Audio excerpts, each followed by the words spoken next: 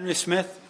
Thank you very much, Sir David. It's a pleasure to serve under your chairmanship, and I would like to congratulate the Honourable Lady, the member for Blaydon, for opening this debate. I would also like to thank my honourable friend, the member for Worthing East and Shoreham, for his contribution, another Member of Parliament from West Sussex, and I very much endorse what he was saying in terms of the pressure on school budgets in our county.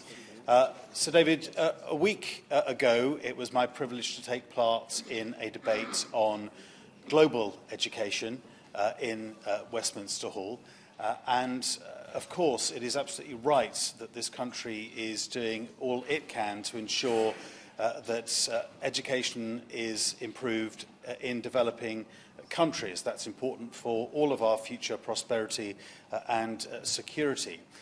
And of course, in contrast, children and young people in this country have a very privileged education, and we should never forget that. However, there have been extraordinary pressures on our school system.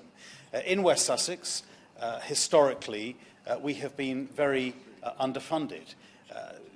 I see many members of the opposition here today, the Labour Party, and I'm pleased that this debate is very well subscribed.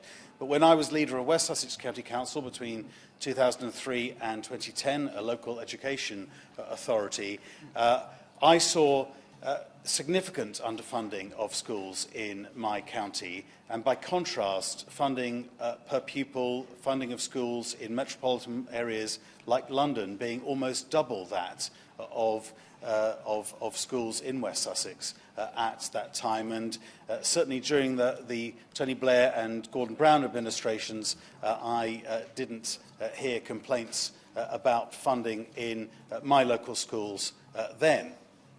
I do welcome the new national funding formula, increasing funding to West Sussex schools by £28 million.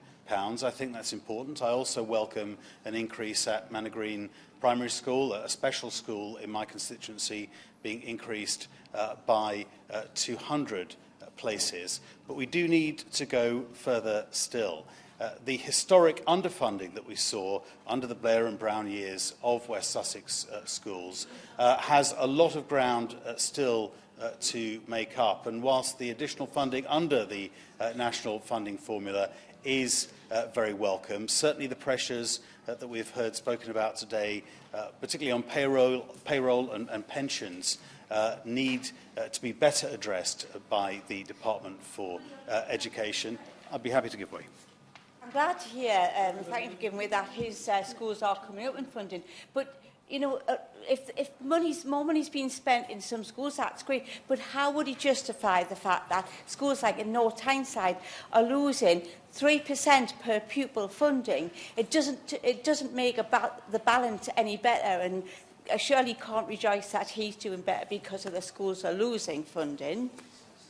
Yeah. Well, I certainly wouldn't advocate schools in different parts of the country losing to benefit schools in other parts of the country, which is what happened under the last Labour government, which we saw schools in my constituency in Crawley, as I say, being about half funded to their equivalents in metropolitan areas, particularly, as I said, here in the capital, in London. And I believe that funding should be reflected across the whole of the country to ensure that pupils have the funding available. That historical underfunding does need to be addressed. It is beginning to be addressed, but we need more still if we are to properly equip our young people and to support teachers to be able to